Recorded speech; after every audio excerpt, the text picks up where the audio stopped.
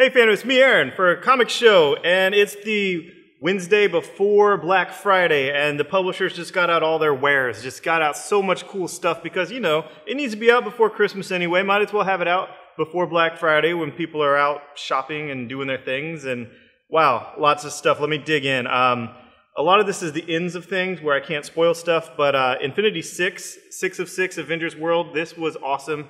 I really enjoyed Hickman's book. I liked the slow build, the huge turn in issue 4 with Thor, and now rolling through the end and setting up the Inhumanity, which I read the first part of that, and that was pretty awesome. I've never been a big Inhumans fan. I liked the Jenkins Lee stuff, but this was cool. I'm digging it. I like how he wrapped up all the stuff with Thanos, and you read New Avengers afterwards. It's kind of a spoiler cover, so don't dwell too much on the cover of New Avengers, but they give Thanos a fate worse than death, which, you know, obviously Thanos wants death, he loves death, and this was a really good event series. I really liked it. I liked how tight it was, how contained it was in the Avengers books, and I liked how it wrapped up everything he set up and then set up new stuff. So, I mean, that's Hickman. That's what he does. He's an architect.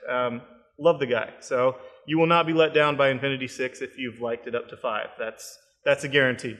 Which, you know, sometimes happens with the last issue of things.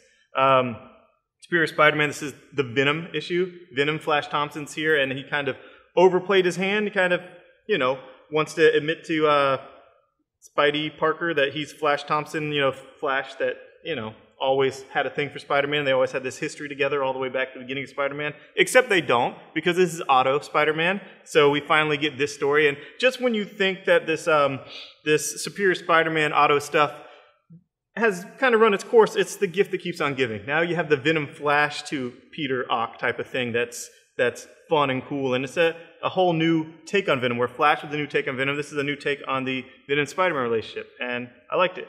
Hawkeye, finally, it's LA Woman. Finally we got Kate Bishop. We got the Hawkeye young lady that went to LA in that annual, and now we have the continuation of her story with Lucky Pizza Dog, and you guys know I love Hawkeye.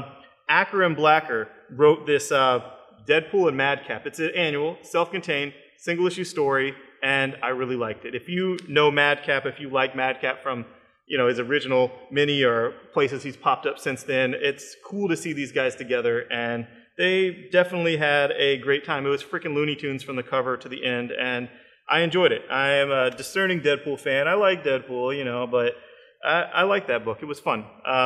Moving on, just real quick, the fallout to the Battle of the Atom with Jason Aaron's here in Wolverine the X-Men, but what was really cool is the Wolverine the X-Men annual. Yes, it's Infinity, but it's this type of thing where Jason Aaron really gets to sink his teeth into something. It's something that, you know, I can tell this is something he's been itching to do. It's Kid Gladiator, and the whole issue is from the perspective of Kid Gladiator and how fun Infinity is for him, how it's like a field trip from the school, from Xavier's school, and how much he just wants to punch stuff and hit stuff, and who can't relate to that? It was fun. I really liked it. I liked the interaction between Kid Gladiator and Hulk, and just a really fun issue. You can skip it if you want, but it's more to do with Kid Gladiator and Jason Aaron's characterization of those kids than it is Infinity. Infinity was the field trip. Didn't matter where they went. It mattered of the journey and the experience.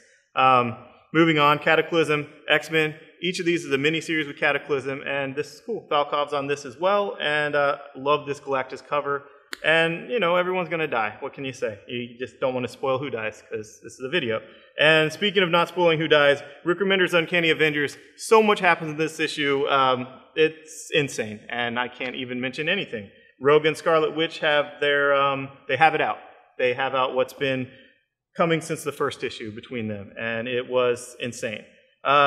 Moving on with Rick Remender. This is my biggest book of the week, my pick of the week, what I've been excited about since I first heard hinted at it at you know, at San Diego Comic-Cons and at you know, when it was announced at the Image Expo.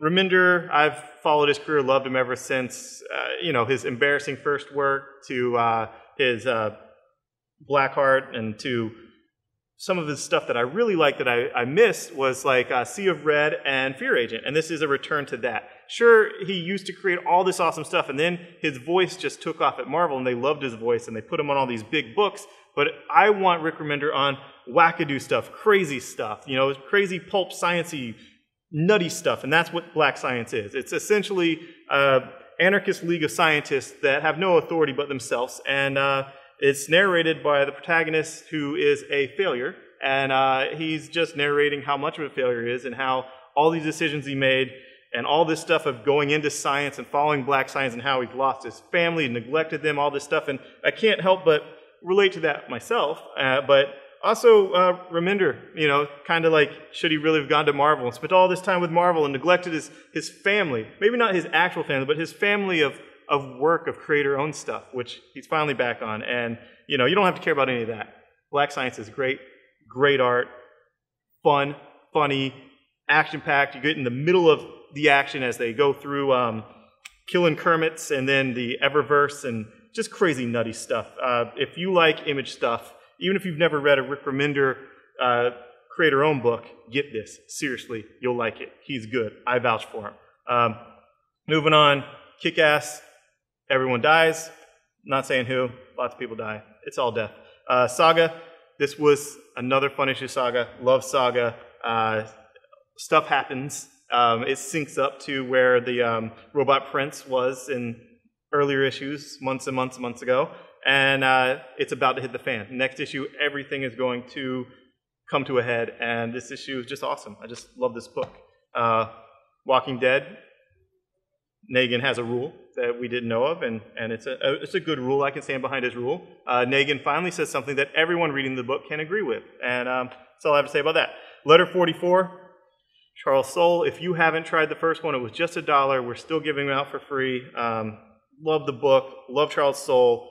Just love the just craziness. And the president says that there's you know, these astronauts out in space confronting whatever these aliens are near the asteroid belt doing stuff. You know, they're all volunteers, but they're not all volunteers because one of them's pregnant and got pregnant on the journey, and yeah, not a volunteer. But basically, it's like yeah. It's awesome. I love the book, and I'll give it to you for free. The first issue is free. Charles Soule's great. Oni is great. Good stuff. Moving on real fast. Pretty Deadly. This is the book that somebody ripped in half because they said it was terrible. Well, I would have bought that book off of them. It was awesome. I love this art. I love this book. All kinds of crazy stuff happening. I don't really have a gauge on how much what the overall story is. It's kind of a Western with different types of mysticism in it, and horror and action craziness, and I really liked it. And issue 2's out, the second print of issue 1's out, so we'll have that for you guys. And, you know, it's just a female writer, a female artist, a female protagonist, a female antagonist. That's your book, Pretty Deadly. It's beautiful, and if you rip it in half, you might be a misogynist if, you know, pull out some Jeff Foxworthy stuff. Whatever. And Sex Criminal. We got the third print of 1 and the second print of 2. 3 came out last week. We still have that. Get into Sex Criminals. You'll like it. Bleeding Cool. Magazine's out. It's a kind of get into it. Give it a shot. It's only $2, and it has the top 100 list. I'm not in it because I'm not one of the top 100 people in the industry. But my life goal now for the next year is to at least be one of the honorable mentions in the back of the top 100 list by next year. So that's what I'm going to do. And this is $2, and you get this SHADOWMAN 13X, which is not part of issue 13, and it is good. Peter Milligan is writing SHADOWMAN. It didn't quite work for me. It was my least favorite of the Valiant titles, and now Milligan, lovely guy. Let's see what happens with it. He, you know, he did a lot of my favorite stuff back in the day, so that's cool. And moving on from SHADOWMAN to Shadow Walk. This is an original hardcover. It's a full and complete story. It's by Mark Waid and Shane Davis with Max Brooks' name on it for some reason. You know Max Brooks from World War Z and all that stuff. And it's legendary. They're putting out these original hardcover. This is the first one that I know of. There might have been something else that didn't get much play, but I really enjoyed it. I liked it. I like that it's basically it's the special ops of kind of futuristic, militaristic science mixed with sorcery, mixed with artifacts of religious and supernatural. And like obviously that's the head of John the Baptist. I mean, obviously, spoiler, it's on the cover. And basically, I walked through the Valley of the Shadow of Death. The Valley of the Shadow of Death, what if it was a real place that moves, that is different places? And every time there's something horrible that happens on Earth, it's because that's the Valley of the Shadow of Death. And it's a moving place. It's not just a metaphor. And what if these soldiers have these artifacts and go to take on these demons? And it was awesome. And it's a mature reader. They say the F word. It's fun. So enjoy it. And some people you like gave it nice blurbs on the back, like Scott Snyder, Jeff Lemire, and Brad Meltzer. So give it a shot. It's fun. Full and complete story. Shane Davis rocks. Love the man. Finally, DC, 0 year. This Flash, Barry Allen, before he was the Flash in Gotham. Kind of like what's going to happen on Arrow. It's going to be Barry Allen before he's the Flash in Starling City. And it was fun. It was cool. I like seeing Barry Allen before he was the Flash, just being all CSI-y and whatnot. And there's a little twist in there with some superpower stuff, but I enjoyed that. Catwoman, it's John Layman writing a fill-in issue for the 0 year, and no Joker's daughter, but I'm sure it's going to have stuff to do with what John Layman has planned with his Gothamtopia story coming up. Red Lanterns, you guys know I love Charles Soule and Guy Gardner, and that they are now running Sector 2814, and it's awesome. No Green Lanterns allowed. Moving on to Justice League Dark, same great artist. DeMatteis is the new writer, it seems now, and I dug it. I like the Forever Evil. I like this unholy trinity of Swamp Thing, Nightmare Nurse, and John Constantine together to get the Trinity of Sin to take on the Crime Syndicate. I don't know what they're going to do. It's the Blight. It's linking up all these dark books, which I already enjoy. I understand if you don't get all of them and it's like, oh, it's a 20-part crossover during Forever Evil, you might as well just skip them all, but I like it's a shared universe. These are all the dark characters. These are all the characters involved in this, and hopefully it's going to pan out to something greater than some of the parts. We will see. I will be very critical of it if it's not good, but I am cautiously optimistic. These are the books I like, so putting them together makes me happy. Aquaman is the epic finale of Jeff Johns' run. He made Aquaman cool, and now he's leaving. So get the finale. It's awesome. Aquaman has a beard again. Great. And he's not married to Mira, by the way. They're just king and queen of different kingdoms that happen to sleep together. You know, it's a new world. You know, come on, get with the program. And finally, we got this the second part of Batman Incorporated, the final volume of this where Damian dies. This is a spoiler, but it's been everywhere. They spoiled it before the book even came out in USA Today. And we got the Damian story of him in the future, Batman 666, and we get to see who was the Batman that died, who is this Bruce Wayne, what happened, why is he Batman 666, all this stuff. No, it's not Grant Morrison, it's just Andy Kubert.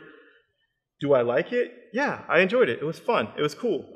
This is where I'm getting Damian. It's not what I actually want. What I actually want is Damian in the current continuity. But, you know, I'm taking what I'm getting, and it's great art. So I'm enjoying it, and get it if you want to. I'm not forcing your hand. Thanks for watching, and hope to see you guys on Black Friday if you're local. Bye-bye. So if you're local, Black Friday is always this epic thing we do where we have people out by the road in costume doing zany antics. We have crazy deals. We're going to have free comics. The first 52 people get a free 3D villain cover. And if you come in between the first 9 minutes, between 9 a.m. and 9:09, you can get 2 of those, plus a free dollar comic like Why Last Man 1. So that's $9 of comics free. And we're going to have breakfast. We're serving breakfast in the Geek Easy starting at 9.